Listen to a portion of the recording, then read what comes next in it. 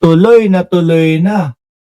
Oh, tuloy na ang hearing ng dating Pangulong Duterte. Sabi dito, situation in the Philippines, International Criminal Court, Mr. Rodrigo Roa Duterte in good health condition. Aray! Si Koopman, isa pa yun no? Halata, ang trip ay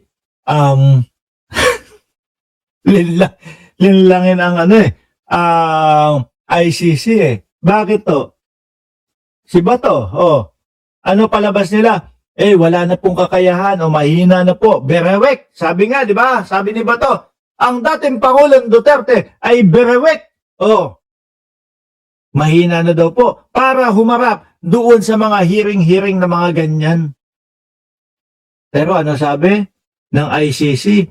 Situation in the Philippines, Mr. Rodrigo Roa Duterte in good health condition to attend preliminary hearing. Hearing on confirmation of cases will start on February 23, 2026. Aba, biruin mo, February 6, yung posibleng maging impeachment, no? Kay Sara Duterte at February 23 naman po kay dating Pangulo. Tingin ko dito, nag-e-enjoy na lang si Koopman doon sa sinusweldo niya sa mga Duterte. No? Yung sinasabing 150 million buwan-buwan, di umano, na sinusweldo ni Koopman, aba, kung ako susweldo ng ganun, ayoko matapos tong kaso na to. Di ba? Diba? Ayoko matapos tong kaso na to.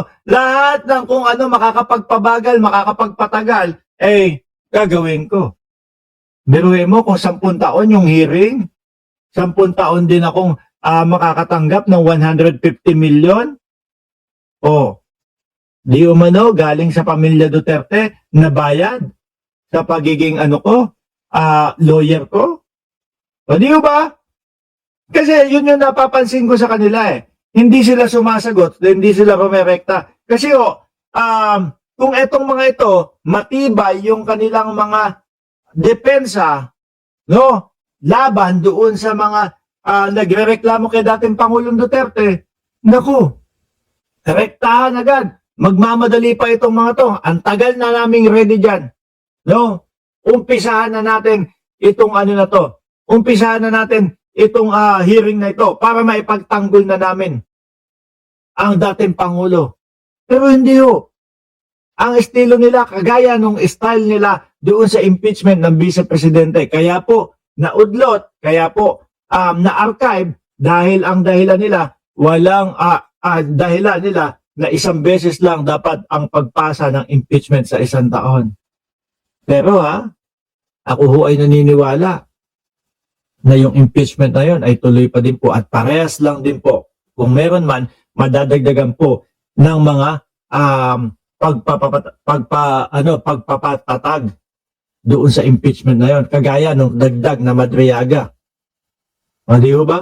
Kasi hindi naman nila nasasagot. Ngayon, dito, sa sitwasyon naman ng dating Pangulo, kung ano-ano, hindi na po kaya ng aming kliyente na humarap dyan sa mga pagdinig na mga ganyan, no? Berewek na ang aming kliyente, no? Kaya wala na dapat mangyari ng mga hearing na mga ganyan. Hindi nila alam na ang ICC ay mahigpit sa mga ganyan. Hindi basta-basta maniniwala ang ICC sa mga ganyan. Tingnan nyo, pinakalat nila, berewek ang dating Pangulo. Pinadalan sila ng doktor. Ilang mga eksperto na mga doktor ang humarap at tumingin. Para dito, kay dating Pangulo. Ano na patunayan? Walang katotohanan yung sinasabi nila na hindi na kayang humarap ng dating presidente sa pagdinig sa ICC. No. Hindi nyo magogoyo o hindi nyo malilinlang yung mga yan. Di ba? Plain lang no? Kumbaga, rektahan dyan sa ICC. Yung mga pirma, paparatingin ninyo sa ICC, tapos pakakawala na si dating Pangulo Duterte. Di ho ganun yun. Di ho ganun yun, mga kababayan. Ano pa? Yung mga pagwewelga, pagrarally nyo dyan sa labas ng ICC, pakakawala na si Duterte. Hindi din ho ganun yun. Walang mga collab friend, walang puna friend, walang ganon. Walang audience impact. Rekta tayo, hearing. Ilatag nyo yung depensa ninyo. Idepensa ninyo, itong dating Pangulo ninyo. Ganun lang ho dun, mga kababayan. Mahina, o sige, papacheck namin yan. Tingnan namin talaga kung totoo yung mga sinasabi ninyo na mahina na ang dating Pangulo. Ganyan lang ho yun, mga kababayan. Kaya ang nakikita ko dito, kung 10 taon yung sinasabi ni Atty. Cristina Conte na itatagal po ng mga hearing, baka umabot pa to ng 15 taon. Ngayon ho, ilang taon na ang dating Pangulo, mag-81 na ho yata, o 81 years old na, o 80. Kung tatagal ng 10, di 90. Tapos nahusgahan, guilty, aray ko. Dapat minamadali nyo nga ito Dahil yung buhay ng dating Pangulo, onti na lang po. Hindi ko sinasabi na mamatay na or whatever. Hindi tayo humihiling sa kapwa ng ganon. Diba? Pero nauubusan na ho ng oras. Na dapat ginagawa nyo, isinihiling nyo, pwede po ba yung mga hearing na yan? Imbis na isang hearing lang, tapos nakakarampot lang, isang oras lang.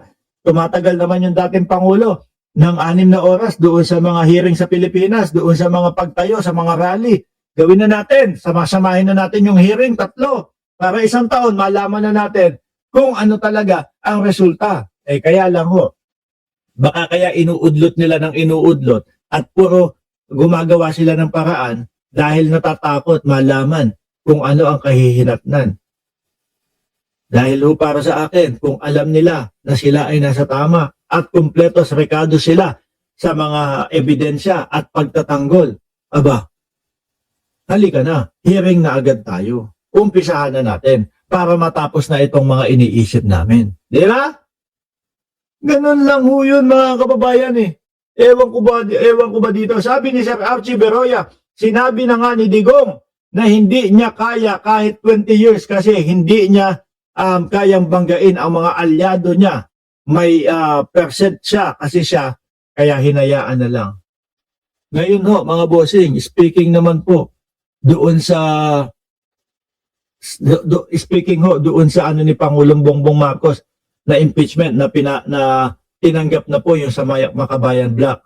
Eto galing ni Sandro Marcos dito. Nag-inhibit, hindi makikialam, hindi makikisali, wala. No? Statement of Sandro Marcos on the impeachment complaint filed against his father, President Bongbong Marcos.